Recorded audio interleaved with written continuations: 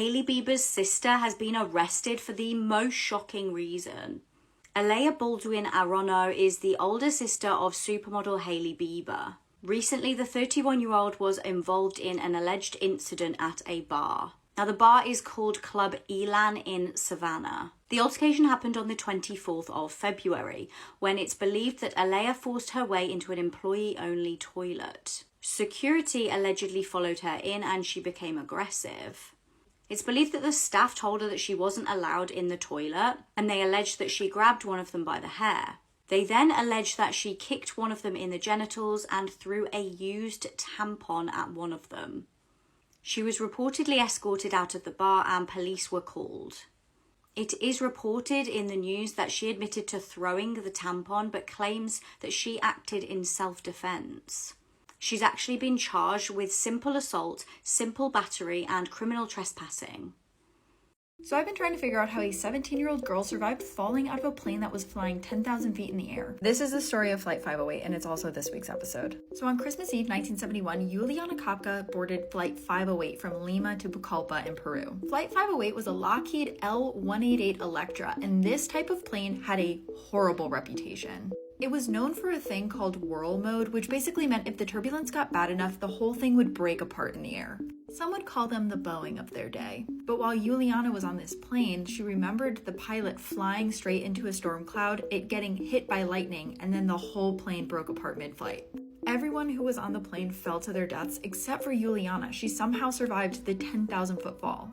And some people think it's because of where the plane crashed. You can see the flight path from Lima to Pucallpa, and it crashed right here in the Amazon rainforest. This area is also in the Andes, which creates this updraft. Juliana was strapped to her seat and was spinning around like a helicopter seat, so they think that the updrafts, along with her spinning, maybe slowed her fall enough. But even though she survived the fall, she still landed in the middle of the Amazon rainforest, so you should listen to this week's episode because her survival story is just out of this world. This man allegedly lured a child S offender to his death. Sean Connery Showers was a 37-year-old S offender from Houston, Texas. He was found in possession of child SA material back in 2009. He spent some time in prison initially for this and then served 2 years back in jail in 2019, linked to the same offence. James Spencer, pictured here, is a 22-year-old man from the area. Authorities believe that he was aware that Sean was an S offender and he posed online as a child to lure him into a trap. Back in May 2023, police state that Sean approached a vehicle after having agreed with James to meet in person. As Sean got closer to the car, it's alleged that James shot him. Sean's body was discovered in a ditch nearby with multiple gunshot wounds. When James was arrested, officers alleged that he admitted to the killing. It's believed that James had pretended to be a child online and agreed to meet Sean to engage in sexual activity. Speaking to the press, a prosecutor stated, regardless of the likability of the victim, we're a nation of laws, so no one gets to be the judge, jury and executioner depending on how they feel. An arrest has now been made in the Savannah Soto murder case. Shockingly, it's a 19-year-old and his father. Savannah and Matthew were expecting their first baby when they went missing last month. Savannah was actually due to be induced with her baby the day after she went missing. The car that the couple went missing in was found 4 days later on December 26th behind a medical building. Unfortunately, both Savannah and Matthew were found dead inside the car. Savannah was in the front seat and Matthew was in the back. Autopsies showed that Savannah's cause of death was a gunshot wound to the head, while Matthew's cause of death was a contact gunshot wound to the head, meaning that the gun was held against his head when it was fired. Special services managed to trace a vehicle of interest and it was traced back to Ramon. Police turned up at his house and he said that he knew exactly why they were there. Police have said that he is cooperating and answering their questions.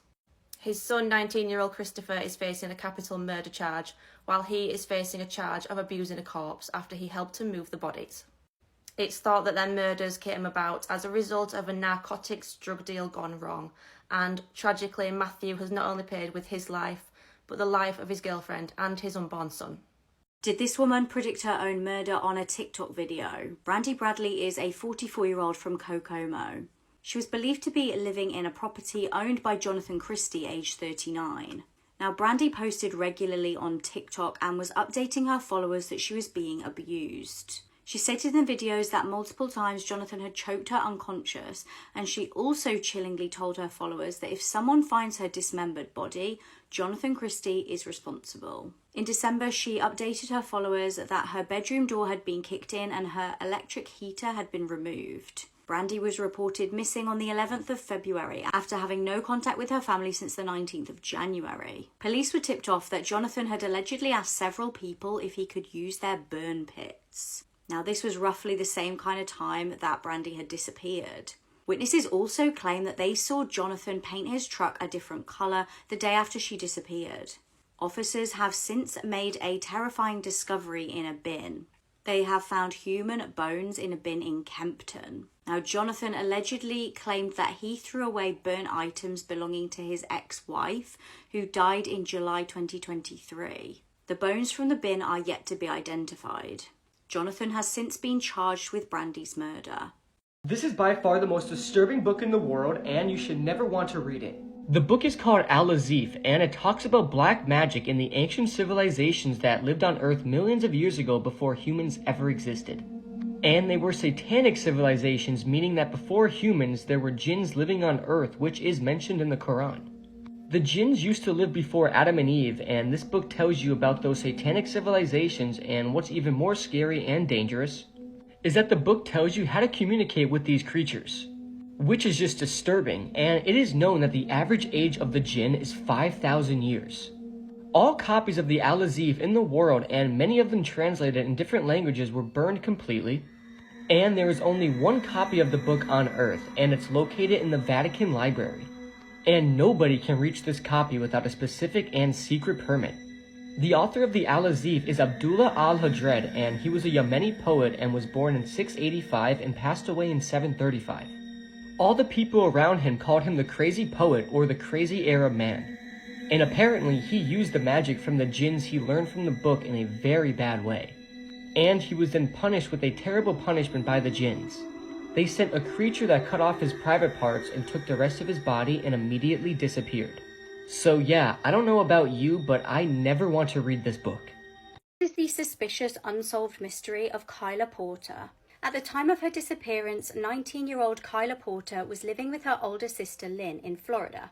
After her fiancé was jailed on substance charges, she had moved from Georgia to be with her family. Her family report that she used to leave for a few days at a time, but she would always stay in touch with them. At 10:30 p.m. on February the 15th, 2008, Kyla rang her sister to say that she was at a party and would be coming back in around an hour's time. No one actually knows where she was at the time that she placed this call, and heartbreakingly, she never made it home. After 2 weeks of not hearing from Kyla, her mum reported her missing. Her mum said that police did not take this seriously at first because Kyla had been known to go away on her own, and they told her to wait a week and then come back to them. Worryingly though, Kyla's belongings were all at home. This included her clothes, her bag, and even her ID. Kyla's mum called a friend that Kyla had said she was with at the party, but the friend seemed irritated on the phone, and she told her she hadn't seen Kyla for weeks and then hung up the phone. Frustratingly, the phone that Kyla rang her sister off couldn't be traced due to being a prepaid phone. By the time that she was reported missing, the information had been deleted. We don't have confirmation of whose party Kyla was at or where exactly it was held. Police have identified no suspects in this case. Her case is classified as endangered missing and remains unsolved. She's a white female with brown hair, brown eyes, she's 5'4" and she weighs 125 pounds. She has 2 star tattoos on her chest, a fairy on the back of her right shoulder, and 2 skulls inside with a heart with flames and the word unbreakable on her lower back. If she's alive today, she would be 34 years old. Years after this girl was killed, someone defaced her grave. Whoever did it could be key to solving this chilling unsolved murder. It was 1992 and Tammy Hass was a 19-year-old girl from South Dakota. She was described by her family and friends as a great friend and really funny to have around. One Friday night in September, she was attending a party with her boyfriend Eric Stukel. According to fellow partygoers, the pair were actually seen walking down the road, leaving the party around kind of midnight time. Eric claimed that they both went back to his house and then Tammy insisted on then walking back to her place from his on her own. However, she seemingly then vanished into thin air. She was reported missing and there was absolutely no sign of her. Less than a week later, however, a golfer was out looking for missing balls and made a horrific discovery. Tammy's body was in a ravine not too far from where the party was. Her autopsy revealed she died of a broken neck. Now, detectives stated that the injury was a result of foul play and there was evidence that she'd been in the boot of a car and then dumped in the location where she was found. Police interviewed partygoers and locals, and witnesses reported seeing a male and a female having a really bad argument that night. The argument was said to have been quite violent, and it was also in the area nearby to where the pair had been walking. Now, less than a day after the end of the party, Eric was reportedly seen at a car wash washing his car. Some hair was also found in his car and seemed to look like hair from maybe Tammy. Eric was arrested on suspicion of murder, but due to lack of evidence, he was actually found not guilty. Years and years later, Tammy's grave was actually defaced by someone in the local area. It's believed that whoever did this may be key to solving this chilling unsolved murder, which remains unsolved to this day. These are pictures with horrifying backstories, part 5. This is a picture of James Holmes holding a gun before taking the lives of 12 people at a movie theater. In 2012, he entered a movie theater in Colorado. He then set off tear gas grenades and then shot at people in the audience. This picture is just absolutely sinister. Next is a picture of serial killer Dennis Rader walking his daughter down the aisle at her wedding in 2003. And at this time, he had murdered at least 10 people in Wichita and Park City, Kansas. He was nicknamed the BTK Killer, and these killings took between 1974 and 1991. The crazy thing is, his daughter had no idea about her dad's sinister double life. Next is a photo of 19-year-old Kayako Washino. She's posing before boarding the doomed Japan Airlines Flight 123 on August 12, 1985. She did not survive, and out of 524 people, only 4 survived. This picture shows 2 turbine workers trapped at the top of a turbine after a fire broke out. This picture is just extremely chilling. Here you can see them hug each other one last time. One jumped and one burned. This picture shows NYPD officer Christopher Amorso helping a woman on September 11, 2001. He helped many victims that day. He was last seen entering the North Tower to help escort people out, but sadly, he never exited the building. Rest in peace to this hero, and he saved many lives. Thank God this man is going to prison. This is 28-year-old Dion Williams from Houston, Texas. He looks a bit older than 28, but what am I to say? Dion was arrested last year after a mother in Houston went to the police and said that her 11-year-old daughter was pregnant. You heard that correctly, 11-year-old daughter. So, as it turns out, Dion was a friend of the young girl's mother. They had known each other for a while, they were pretty close, and Dion spent the night at the family's house a number of times. On multiple of those occasions, however, Dion, late at night when everyone was asleep, snuck into the 11-year-old girl's bedroom, where he would then assault her repeatedly in many different ways. And afterwards, he would tell the 11-year-old girl that if she ever told anybody, he would kill her and her entire family. Well, sadly, at one point, that 11-year-old girl started getting morning sickness, and she was showing visible signs of pregnancy. So her mother, very concerned, brought her into a doctor and found out that, yes, she was pregnant. DNA tests were then performed, and Dion was the perpetrator. So, thankfully, in the United States and in other countries, we really don't see that harsh of sentences for pedophiles. But in this case, Dion is going to be spending 40 years in prison with no chance to appeal. That means that Dion threw his entire life away, and he's going to be almost 70 years old when he gets out of prison, if he even makes it that far. As we all know, pedophiles don't really get the best treatment in prisons. But yeah, we don't really see sentences this long in the United States. If this was up to me, I would lock this dude up for life and throw away the key. But like I said before, this is a step in the right direction because 40 years is a very, very long time. And I really do hope that everybody in prison knows who this man is and what he did on the outside. This is the most sadistic 13-year-old ever, and you won't believe what he did. Before I begin, this story is absolutely sickening, so this is a massive trigger warning.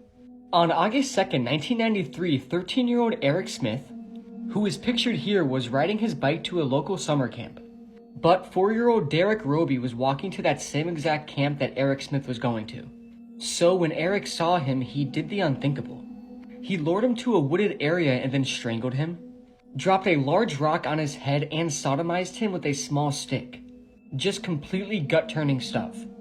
Eric even took Kool-Aid out of Derek's lunchbox and rubbed it in all of his wounds to make it 20 times worse.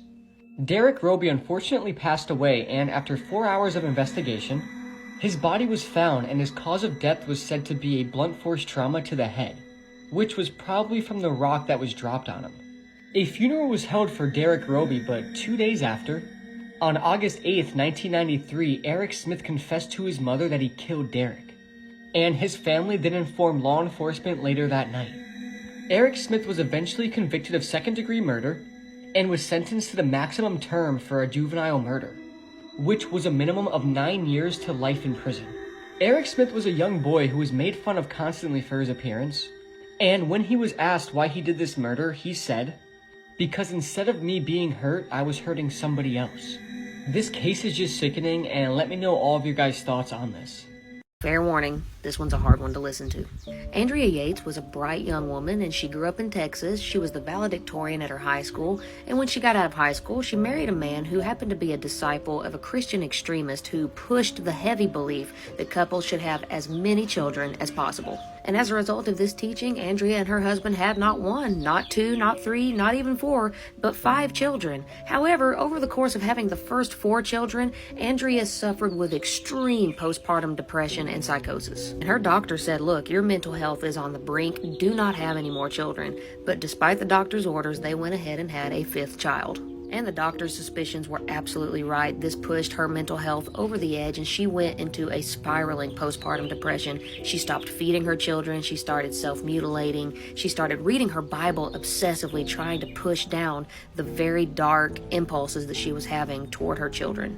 Andrea pleaded with her husband to put her in a hospital, and it was advised that she be supervised at all times. You see, the main focal point of Andrea's psychosis was wrapped around her religious beliefs, and her religious beliefs told her that all 5 of her children, although innocent right now, would grow up to become sinners and become accountable for their sins and would ultimately, most likely, burn in hell. And the thought of her children one day growing up and becoming adults who could make adult decisions and be possibly capable of doing things bad enough to go to hell, this traumatized and haunted Andrea to the point that she began truly believing that it would be best if her children went ahead to be with the Lord while they were still innocent. And sadly, despite her family having been advised not to leave her alone with the children, her husband went to work and left Andrea alone with her 5 children. And at this point, Andrea drew a bath and one by one drowned all 5 of her children and laid them neatly out in the floor. She then called the police and called her husband, simply repeating, "It's time. It's time." Take a moment today to remember the Yates children. Their memories do deserve to live on and be remembered. Rest in peace, John, Paul, Luke, Mary, and Noah Yates. This guy is one of the worst pedophiles in world history, and this video is really gonna piss you off. So this is Sun Jung-woo. He's from South Korea. And yes, his identity has been purposefully concealed by the South Korean government. So when Sun Jung-woo was captured in 2018, he was running one of the largest pedophile websites in the world. The website was called Welcome to Video. At the time that the website was shut down, it had 1.2 million pedophile members around the world. Authorities also estimated there were 360,000 downloads of CP or CSAM material from this website. Authorities also estimated that about 46% of the stuff they saw on that website they had never seen before, meaning that this guy and all of his pedophile buddies were producing this stuff exclusively. So while he ran this website, 220,000 downloads of CP and CSAM were made. And Sun Jung-woo became rich. He made over $300,000 on this disgusting stuff. But after he was tried and convicted, he was sentenced to an extremely long sentence of a little over 2 years in prison. 2 years, 220,000 CP and CSAM downloads. A pedophile website with 1.2 million members, 2.5 almost years. He was also sentenced to another 1.5 years for some other charges, and ultimately his final sentencing added 24 months to his prison sentence because he was money laundering. So that means that this guy got less than 10 years in prison for running a pedophile website with 1.2 million members. Plus, the government has gone out of their way to protect this pedophile's identity. I mean, I literally have no words after reading about this case. I cannot believe that this is actually our reality. There are people in America serving such longer charges for drug-related crimes than this hardcore pedophile is. Oh yeah, and the United States tried to have him extradited to the US so he could face charges here and spend a significantly longer amount of time in prison, but the South Korean government denied it. This is Tragedy by the Sea, one of the most disturbing and sad photos of all time. Okay, so first glance at this photo, you just think it's a couple arguing at the beach, right?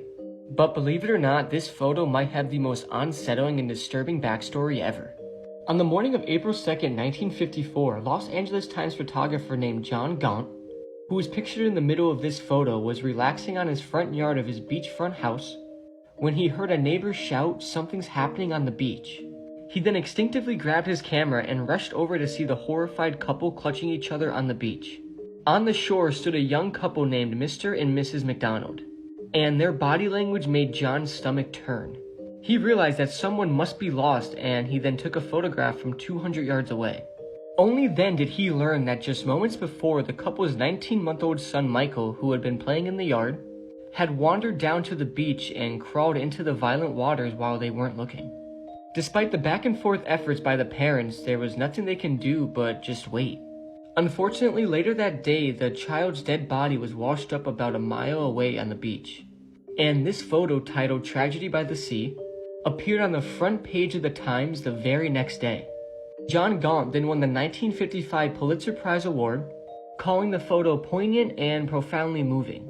But he also received heavy criticism for capitalizing on the family's tragedy for his photo opportunity. But now take a look at this photo, knowing everything you do, and tell me it's not one of the saddest and most disturbing photos ever. This man tried to claim that his wife had staged her own kidnapping like the film Gone Girl. The reality was way worse than anyone could have imagined. Jennifer Dulos was born in New York. She married Fotis Dulos in 2004. He was a Greek real estate developer, and the pair ended up getting married and having 5 children. Fast forward to 2012, and Jennifer actually documented in a blog post online that she had concerns. She wrote, "I wish I were a strong person and that confrontation did not both scare and appall me." She filed for divorce in 2017 and moved to a new place in New Canaan with the children. In the divorce papers, she wrote how her ex was dangerous and controlling. She stated he was irrational, bullying, and threatening. Heartbreakingly, she wrote, "I'm afraid of my husband. I know that filing for divorce and filing this motion will enrage him. I know that he will retaliate by trying to harm me in some way. I'm afraid for my safety and the physical safety and emotional well-being of our children." Fotis allegedly told Jennifer he was going to kidnap the children, and she knew that he had bought a gun. At this point, he was having an affair with Michelle Taconis. Jennifer was last seen alive on the 24th of May 2019. After she had waved off her children at school at around 8 a.m, she seemingly vanished. Officers believe that she got home and was attacked by her ex. CCTV captured Fotis and his girlfriend Michelle driving around dumping rubbish bags in several bins. Jennifer was reported missing by her concerned friends at around 7 p.m. that same day. Worryingly, her car was then found abandoned near where she lived. Shortly after, Fotis and Michelle were arrested. Forensic teams discovered Fotis's DNA mixed with Jennifer's blood in the kitchen.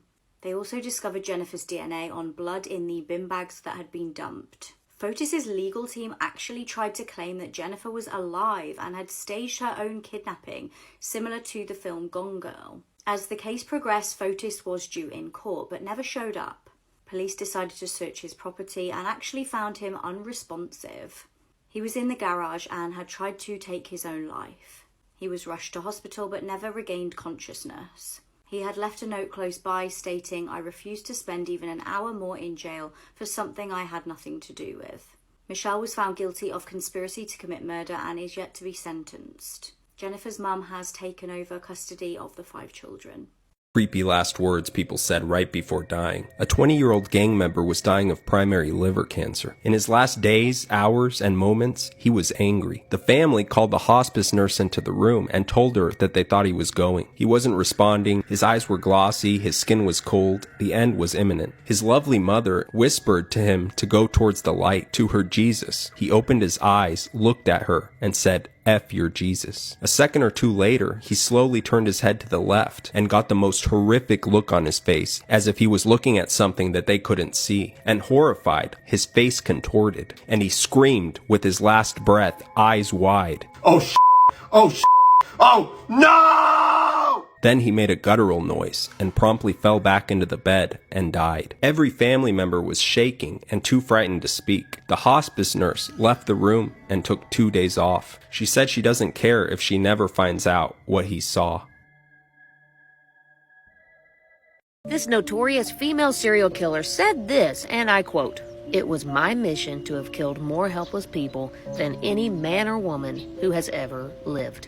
And she was pretty successful. She had a body count of over 100 people. Jane Toppin was adopted as a young child because her mother died during her infancy, and her father was committed to an insane asylum for trying to sew his eyelids shut. Unfortunately, Jane somewhat inherited her father's instability, and she kind of went off her rocker when she was dumped by her fiancé. But things kind of started to iron out when she joined a medical program and she became a student nurse. However, as a student nurse, she became obsessed with autopsies. After 2 mysterious deaths in her care, she was dismissed from the nursing program. However, she became a private nurse by forging documents, and she began to serve homes all over England. And unfortunately, very few patients survived her care. Jane would pick her favorite patients, usually people who were very sick and elderly, helpless, and she would use them as guinea pigs and do experiments on them using morphine and atropine, giving them varying doses, large doses, to see what it would do to their nervous systems. To Jane, her patients were a source of amusement. They were toys. She would write up fake charts and spend an excessive amount of time alone with them. She would cause them to drift in and out of consciousness and even crawl in bed with them. And up until this point in Jane's life, she had just been kind of toying with patients, killing them occasionally, but in 1895, she really hit a stride and decided to take her art seriously. She poisoned her landlord and his wife. She poisoned her foster sister, Elizabeth. She then moved in with an elderly patient named Alden Davis to take care of him after his wife had passed away, whom she had also killed. And it wasn't long after she moved in that Alden Davis sadly passed away. And then after that, his sister and 2 daughters also died. And of course, the surviving members of the Davis family became extremely suspicious, considering there was basically an extermination of their family members. So they called the police and they reported this, and they did an autopsy on one of Davis's daughters, finding an excessive amount of poison in her system. So at this point, the police began watching Toppin and kind of seeing what the heck was going on. And it wasn't long after this that Jane was in fact arrested, and she confessed to 31 murders, but she is suspected of over 100 murders to her name. Y'all, I'm a recording artist. I tell these stories for fun. If you enjoy the content, please hit follow. I'm coming up on 1 million followers, and I just dropped a brand new EP called Revolver. I worked really hard on it, and it would be such an honor for me if you would give it a listen. Cheers. Bye. These are the worst videos on the internet explained, and today we're talking about the diving face split video. The video that I'm about to explain might be one of the hardest things to watch on the internet. Whatever you do, never look it up. This video was released onto the internet in July 2009, and around September 2009, the video went completely viral. The video shows a group of teenagers having fun on a summer day. The group is taking turns jumping into the sea from an elevated surface, and it looks like the drop is about 20 feet high. The first person to jump off dives into the sea completely fine and unharmed. The second teenager is then ready to jump. He stands over the drop and readies himself and then jumps. But as he jumps, he kind of loses his footing and completely slips. And immediately the jumper realizes that he is in deep, deep trouble. In midair, you can hear him panicking as he realizes he didn't clear the clearance he needed to. He then falls into the sea, but his face hits the fishing walkway below. And immediately when this happens, everybody he was with lets out an ear-piercing scream. As the video plays, the victim's unconscious body is floating in the water, and the water around his head immediately turns red. The video then cuts forward and it shows a rescue boat trying to save the jumper. And during this part of the video, the entire sea is completely red with the jumper's blood. The video then jumps again to the victim in the hospital, and at this point you can see the true nature of his injuries. And I'm telling you right now, it's horrible to look at. The victim's face was completely split vertically from the top of his forehead all the way down to his chin. And what makes this even worse is that he's still alive throughout all of this and fully conscious. During this point of the video, you can see the doctors try and hold the victim's face together. And apparently the doctors were doing this to help the victim's breathing, because his face was split in two. Both his nose and mouth were completely destroyed. And as I said earlier, he was still fully conscious. Despite the injury, another disturbing part about this video is that you can see the victim's eyes darting across the room in complete shock, pain, and panic. One of the doctors can also be translated to saying, "Where do I even start? Where do I even start?" Meaning this injury was so brutal that experienced doctors didn't even have a clue on what to do. And sadly, the victim passed away 2 days after the freak accident. Again, I urge you to not look up this video because it's definitely one of the worst accident videos on the internet. The video is just horrific, and may this boy rest in peace. This is why you should fear for your life if you buy or sell items on Facebook Marketplace. 56-year-old Denise Williams of Johnstown, Pennsylvania, wanted to buy a refrigerator for her boyfriend. She found one listed on Facebook Marketplace. The seller was 26-year-old Joshua Gorgon. Denise went to his apartment alone to check out the fridge, but never came out. On Monday, she was reported missing by her family, and police were able to track her using her phone and information from a Facebook account. She was found dead from multiple stab wounds at Joshua's apartment. Joshua was arrested and charged with criminal homicide. When he was interviewed by Cambria County detectives, he admitted to stabbing Williams to death with a kitchen knife following an argument over the cost of the refrigerator. Is this P. Diddy or Jeffrey Epstein? That's what all of these new allegations have me asking about Sean Combs. I'm going to warn you right now, the case we're covering is extremely disturbing, so viewer discretion is advised. P. Diddy is obviously an extremely famous musician, producer, he's been in movies, he's a very established Hollywood guy. And news broke a few months ago that he was being sued for some disturbing sexual claims. But the new claims that have just come out are next level. So all of this was recently filed in court at the end of February by a man named Rodney Lil Rod Jones. Rodney claims that when he worked for P. Diddy, he was forced to do a number of disturbing things. That involves constantly having to find sex workers for P. Diddy, and P. Diddy would force Lil Rod to perform acts with these workers, and he even claimed that P. Diddy spiked people's beverages at his house parties. But why am I saying Jeffrey Epstein? Well, the lawsuit alleges that there were a number of minors at these parties engaging in acts. This lawsuit also claims that P. Diddy constantly groped Lil Rod, including in his most private of areas, if you know what I'm saying. And these assaults took place all over the country, from on islands to on yachts to in New York City. And apparently Lil Rod tried to raise these concerns with P. Diddy's staff many times, but he was repeatedly told that all these assaults were just P. Diddy's way of showing that he likes you. The lawsuit also claims that P. Diddy forced his worker to wear a Bad Boys baseball cap when he went to clubs. That was to let any sex workers know of any gender that P. Diddy was in town and looking for some action. Lil Rod also claims that P. Diddy threatened to take him down with all of his powerful connections. He threatened physical violence against him. And allegedly, P. Diddy also admitted that he had played a part in multiple murders. Even murders that in the past he had faced charges on but had gotten them dropped. There are a lot more allegations made in the 70-plus page lawsuit that are really disturbing that I can't talk about here on TikTok. But I would encourage you to inform yourself and go read it so you can stay up to date on this evolving situation. Now, obviously, P. Diddy's lawyers have called all of these allegations complete BS.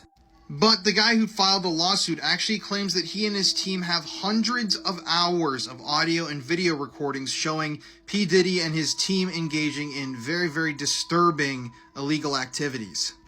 I don't know what's going to happen next, but this is definitely the downfall of P. Diddy, and I'm sure that these allegations that are going to keep coming out are just going to get worse and worse. However, coined the phrase, "You can't make this stuff up," might have known the story of real-life boogeyman, Albert Fish. A slight, elderly man with grey hair, no one suspected the kindly single father of being sadistic child murderer and cannibal. This young man was folded and stuck in a chimney, and this is one of the worst deaths imaginable explained. On May 8th, 2008 in Colorado, 18-year-old Joshua Maddox. On this day, he went for a walk, and walking through the woods was one of his favorite things to do.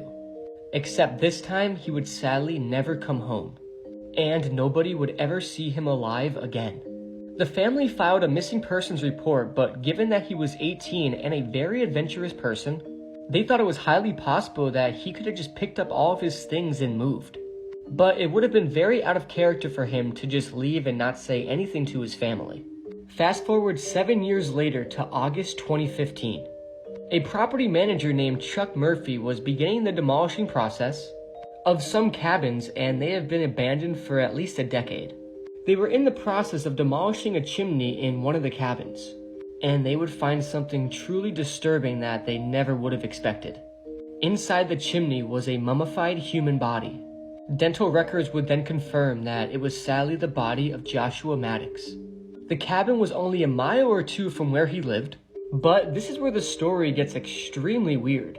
Josh was naked from the waist down and had a thin thermal shirt on, but absolutely nothing else. He was found upside down in a fetal position, his legs were above his head, and he was virtually folded in half. Based on the position he was in, they speculated that he had to go in from the top of the chimney head first.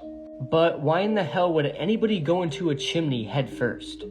Also, the chimney had a wired mesh top. Now, it was already demolished by the time they discovered the body, but the contractor swears it was there. So, how in the world did Josh get in from the top?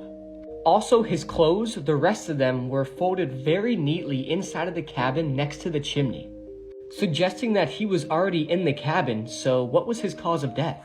They can't say for sure, but he had no physical trauma to his body at all. The coroner also said that he was likely in the chimney in that position for at least a couple of days, completely alive, and he would have either died from dehydration, which could have taken up to a week, or possibly, but likely, hypothermia, which could have taken a couple of days.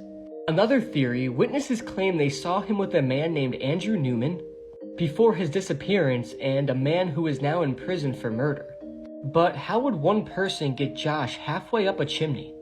Again, there was no physical trauma at all, and why was he half naked? This case is absolutely mind-blowing, and what the hell happened to Joshua Maddox?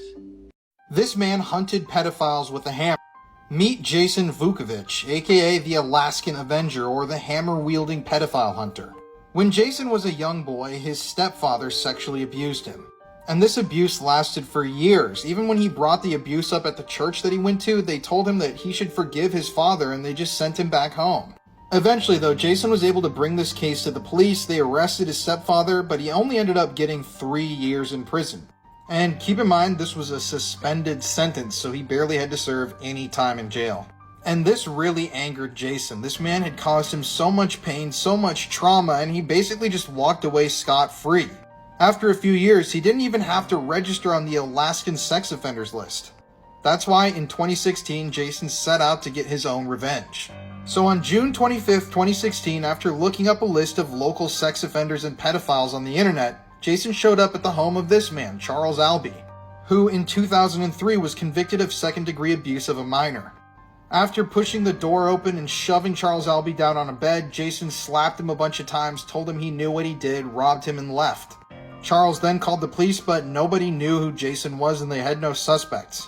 Then, 2 days later, Jason paid Andres Barbosa a visit. Andres, only 25 years old, was a convicted child kidnapper who also lived in the same community. He was also convicted of CP or CSAM possession in the year 2014. This time though, Jason showed up to Andres' house with 2 female accomplices.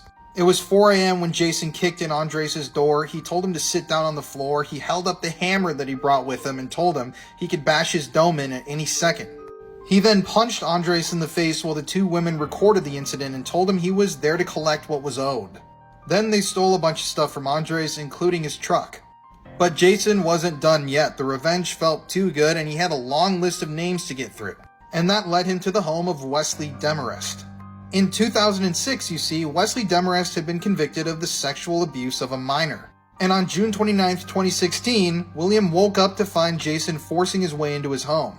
But this time, the pedophile wasn't compliant. Jason told him to sit down on the bed. William said no. He then told William to get on his knees, and William said no. And when he wouldn't follow his orders, Jason then struck William in the face with a hammer, fracturing his skull. Jason then said to William, "I am an avenging angel. I'm going to mete out justice for the people you hurt." Eventually though, Jason was found and he was convicted of the crimes, including the crime of robbery. And something crazy that Jason later pointed out after his trial is the fact that he was convicted of a sentence 2 times longer than the combined sentences of all 3 pedophiles that he had assaulted and his father. I just think that's insane. The 3 pedophiles and his stepdad who assaulted him, they got combined half of the sentence that Jason got for these crimes.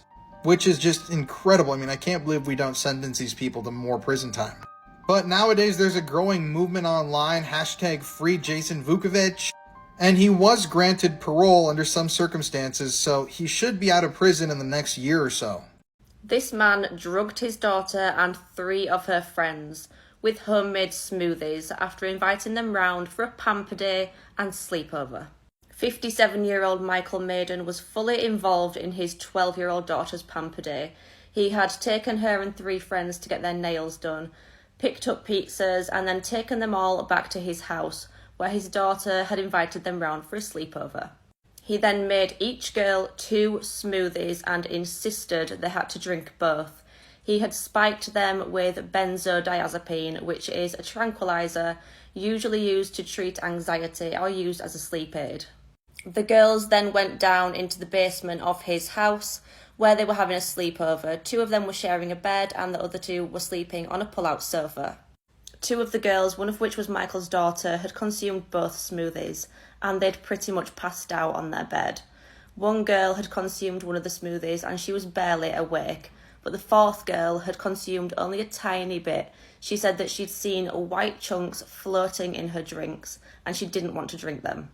This girl says that her friend was sleeping next to her. She was barely able to stay awake, and she kept pulling her closer to her to try and keep her safe. Michael kept coming down into the basement and pulling her away. He'd then go back upstairs. He was clearly waiting until all 4 of these girls were passed out. I absolutely dread to think what he had planned for those girls, but thankfully he left them alone long enough for the girl that was still awake to frantically try and get hold of someone. She began messaging everybody in her phone, trying to get hold of somebody, but it was really late at night. She messaged her mum saying, "Mum, please come pick me up and say I had a family emergency. I don't feel safe. I might not respond, but please, please come and get me. Please, please pick me up." I can't imagine how terrified she was, and thankfully she managed to reach a family friend who came to the house. Word had then spread between the other parents, and the other parents of the other 2 girls also came to the house and banged on the door. Michael was really reluctant to let them in, saying that all 4 girls were fast asleep and he didn't want to disturb them. But they took their daughters and they went straight to the hospital, where they all tested positive for benzodiazepine. In a statement, the girl that consumed both smoothies told police that she began to feel hot, woozy and clumsy before passing out. Michael has been charged with 3 counts of causing another person to ingest a controlled substance, 3 felony counts of applying a Schedule IV controlled substance to the body of a minor, and 3 misdemeanor counts of delivering to a minor a Schedule IV controlled substance. His attorney said Mr. Maiden is presumed innocent. He's pleaded not guilty and has actually been released after posting his $50,000 bail. This is a very wealthy man. He lives in a $1.3 million mansion in Oregon, and I just hope in this case that money doesn't talk and that he gets a lengthy sentence. He needs to be held accountable for what he was clearly planning to do. He is due back in court on the 8th of April. Sometimes true for stranger than fiction. The case of Richard Trenton Chase is a story which even the most depraved horror writer would struggle to create. Over the course of 4 weeks spanning across 1977 and 1978, Richard Chase took the lives of 6 innocent victims in Sacramento, California. His murders gradually progressed in violence, beginning with drive-by shootings and culminating in acts of cannibalism. A Christmas massacre that left 14 members of this man's family dead. Ronald Gene Simmons remains the most prolific serial killer in the history of Arkansas. Back in 1957, Ronald dropped out of school and joined the Navy. It was there that he met his wife, Becky, and they had 7 children together. In 1981, the family were forced to flee to Pope County in Arkansas after allegations that Ronald had fathered a child with his oldest daughter, Sheila, who he'd been abusing for years. Eventually, Sheila went on to move out, as did her brother Billy, as they started families of their own. By December 1987, Ronald had been fired from a number of jobs, and for some unknown reason, he decided to kill his whole family. Exactly 36 years ago today, on December 22nd, 1987, 47-year-old Ronald began his killing spree. First, he bludgeoned his wife and oldest son Gene to death with a crowbar. He also shot them. He then strangled his 3-year-old granddaughter and dumped the 3 bodies in a cesspit in the garden, which he'd forced his children to dig. He then sat and waited for 3 of his other children to come home from school. He welcomed them into the house, saying that he had Christmas presents for them, but he wanted to give them one at a time. He first killed his 17-year-old daughter, Loretta, by strangling her and then holding her head underwater in a rain barrel. Eddie, 14, Marianne, 11, and Becky, 8, were then killed in the same way. He then dumped all 4 bodies in the cesspit. He spent the next 4 days in the house, only leaving to go to a local bar, and then on Boxing Day he awaited the arrival of his 2 oldest children, Sheila and Billy, and their families. When they arrived, Billy and his wife Renata were shot dead, and Ronald then killed their 1-year-old son, Trey, by strangling him. He then shot his daughter, Sheila, and also strangled his 7-year-old daughter who he'd fathered with Sheila. Sheila's husband, Dennis, was also shot and killed, and Ronald then shot his 1-year-old grandson, Michael. He laid all the bodies out in the living room and covered them with coats and the family's best tablecloth. But Ronald wasn't finished with his killing spree. He then drove to a law firm where he'd met 24-year-old Kathy. She was the secretary there, and Ronald had become infatuated with her, but she'd rejected him. He walked in, pointed the gun at her, and pulled the trigger, killing her. He then went to an oil firm where he intended to kill the owner, Russell Taylor. He walked in and shot Russell, injuring him. He then shot and killed another man in the building who was a complete stranger. He then went to a mini-mart where he shot 2 people, injuring them, and then finally he went to a motor freight company where he shot his former supervisor, injuring her. The police were called, and Ronald handed over his gun and he was arrested. Ronald was sentenced to death for the 16 murders that he committed, and he chose lethal injection as the method for his execution. On June 25, 1990, Ronald Gene Simmons Sr. was executed. None of his surviving relatives would claim the body, so he was buried in a potter's field, otherwise known as a pauper's grave, in Lincoln County, Arkansas. This is the Buried Alive video, a gruesome new cartel video you should never go looking for, explained. The video that I'm about to explain is 2 minutes and 14 seconds long, and it's shot during the day in a wooded type area. The young captive can be seen sitting on the ground with his hands tied behind his back. And you can visibly see him extremely upset and traumatized about the whole situation that he finds himself in. The first 40 seconds of the video, you see the captive cry as one of his captors lectures him on what he did wrong. The cartel member says the following: "What should I say to all the individuals, all the families that lost relatives? Should I tell them I set you free because you cried before me? Those victims were either killed or maimed because of you. This is all your fault." The young captive can barely respond to the cartel member through the tears. It's extremely sad and it's hard to watch. He apologizes, but he has no luck. Eventually they blame a massacre that happened on him since he was the lookout at the event, and his failure to notify his superiors was why he ended up in this situation. And after the interrogation, the brutality begins. The execution segment isn't recorded in one sitting, but instead a compilation of clips detailing the murder. You see the victim lying on his back on the dirt-covered ground. His shirt has been taken off and the bottom of his jeans have been cut off. And above his knees, you see he already sustained brutal injuries. He has 2 very large gashes above both knees, and the victim rolls around on the ground in pain. The cartel member who lectured him can be heard giggling as he looks at the victim. Another cartel member with an axe then chops away at the victim's legs above the knees. Each time drawing a reaction from the victim, he screams out in pain after each blow. And as the blade hits flesh, you hear a wet thudding sound combined with the victim's groans. Though he has already lost a lot of blood at this point, and you hear in his voice that he is very tired and weary. After the cartel member with the axe chops the victim's legs several times, he backs off, allowing the cameraman to focus on the victim, who at this point is taking fast and hard breaths. It looks as if he is hyperventilating. The noises he makes are just disturbing. It's like snoring mixed with sounds of grunting and groans. The cartel member then gets a machete and starts slicing the flesh above the victim's knees, as the axe appears to have already broken the bone. The cameraman changes position and you see that at least one of the victim's feet has also been severed. The machete-wielding cartel member then starts to hack away at the other leg above the knee, but unlike the left leg, the bone hasn't been broken by the axe. You then see a close-up shot as the man swings the machete into the wound. And you hear a loud clinging noise as the blade hits the bone. And for some sinister reason, this makes the cameraman giggle. Throughout all of this, you still hear the victim snoring as he drifts in and out of consciousness. The video then jump cuts to a previous scene in the execution. The victim is lying on his back and you see that both of his feet have been cut off. The cameraman then films a close-up of the victim's face, who just looks back at the camera with an empty expression. The video then jump cuts again and you see the victim before he is killed. He is missing both feet and his legs are hanging on by shreds of skin.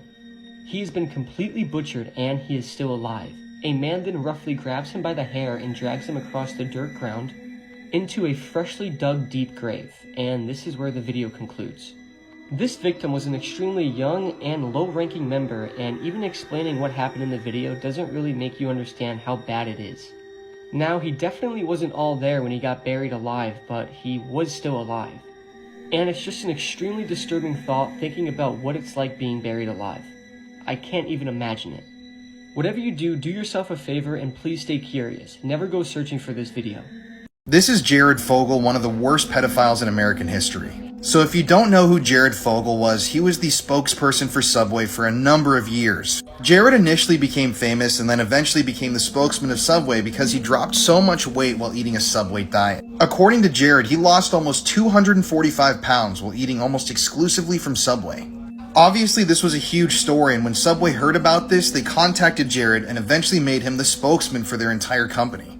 I swear to God, I remember this. For years, you couldn't turn on the TV without seeing this guy's face. So in 2004, when Jared was at the height of his popularity, he launched the Jared Foundation, a foundation determined to fight childhood obesity. This foundation saw Jared touring schools across the nation, talking to kids about losing weight, and yeah, just being heavily involved with children, which people at the time thought was a great thing. But it was when he was away from the cameras, behind the scenes, when Jared was engaging in some of the most deplorable behavior I've ever read about.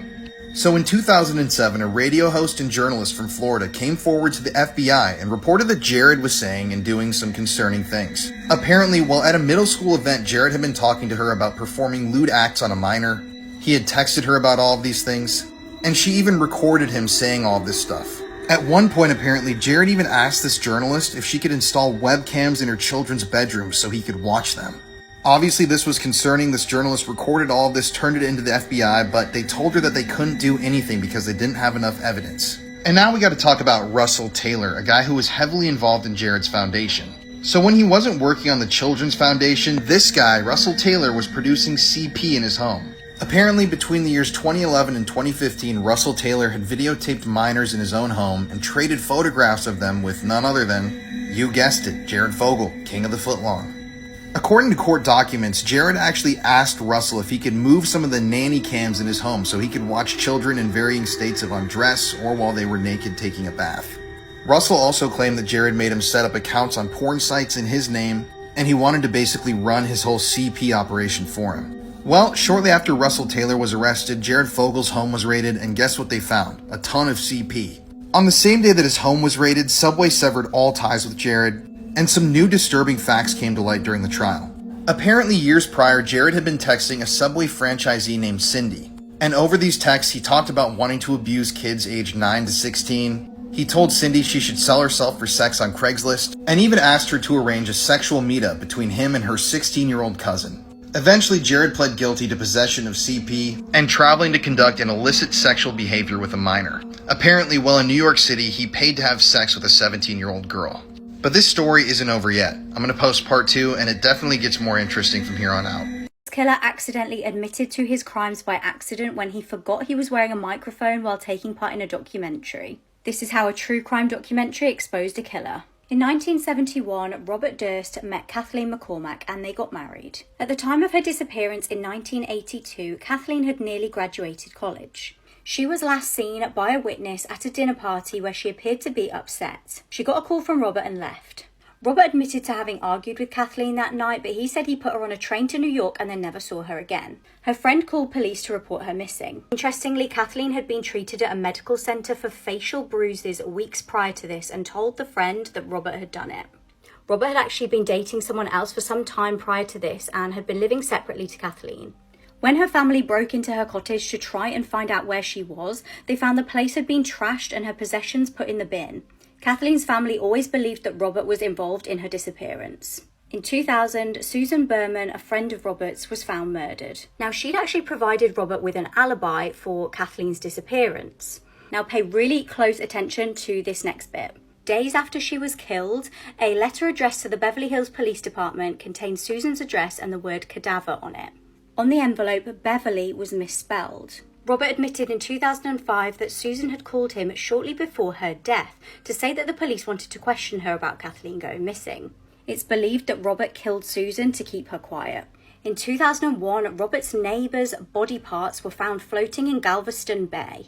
Robert's elderly neighbour, Morris Black, had been killed and Robert was arrested. He was actually released on bail and fled and was found about a month later in Pennsylvania. He was found with $37,000 cash, 2 weapons, and interestingly, Morris Black's driving licence. In court, Robert claimed he was acting in self-defence. He said he'd accidentally shot Morris and dismembered his body. Due to lack of forensics, he only got 5 years in jail. This is where things get really crazy. HBO was filming a documentary called The Jinx. During production, Susan's stepson found a letter written by Robert. This contained the same spelling error in the word Beverly as the anonymous letter to police. This implicated Robert in the murder. Now, while filming the documentary, Robert needed the toilet. He forgot that he had a microphone still attached to him. He was recorded talking to himself. He said, "There it is, you're caught. You're right, of course, but you can't imagine. Arrest him." And then he said, "What a disaster. He was right. I was wrong." And finally he said, "I'm having difficulty with the question. What the hell did I do? Killed them all, of course." This pedophile was so terrible that when he was released from prison, they actually put out a public safety warning, warning people to stay away from this guy. This is James Alfred Cooper, who Canadian officials nicknamed the worst pedophile in Canadian history. So back in 1903, James was convicted of the brutal essays and torture of 6 children in Canada.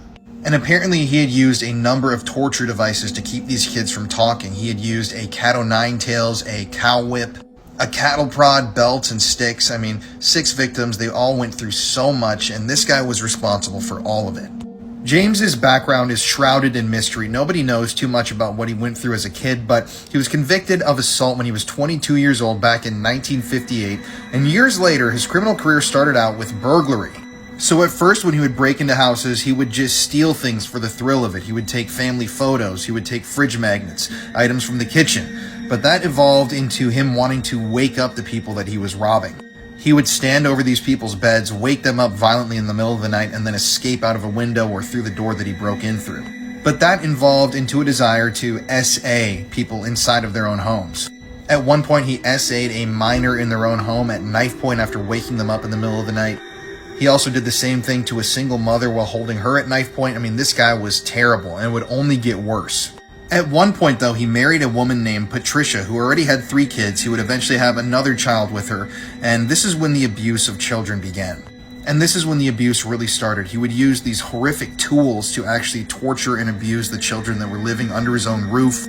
And he did these mind games with the kids. He even made them eat things like their own excrement out of their pants while everybody in the house watched. I mean, this guy was sick and twisted. I mean, there's so much to the story that is so graphic and disturbing that I cannot talk about it here on TikTok. If you want to look it up, there's a great article online that explains this whole case, and it's just really hard to get through. But he would even do things like buy tubs of ice cream, rub it on his body, and make his children lick it off of him. He even at one point invited a neighborhood girl over with one of his own children, and he essayed both of them. Keep in mind, this whole time he was also physically abusing the children, beating them. He was verbally abusing them. He was just the worst person. I can't even get that across how bad of a guy this dude was. Eventually, though, in 1987, he finally was arrested and charged with doing all of these horrible things. Eventually, DNA would link him to some of the break-ins that he had committed as well, and the assaults that he had committed during those break-ins. And at the time, he was given a 30-year sentence. Now, that doesn't sound like very much, but in Canada, that was the longest sentence ever given in Canadian history for crimes like this. But unfortunately, with Canada's laws, this meant that he didn't have to serve that much time for what he had done to his own children, to all of these kids for so many years, to all the random people he had victimized during the break-ins. And in 2012, he was allowed to walk free from prison after only serving 21 years. He was paroled out.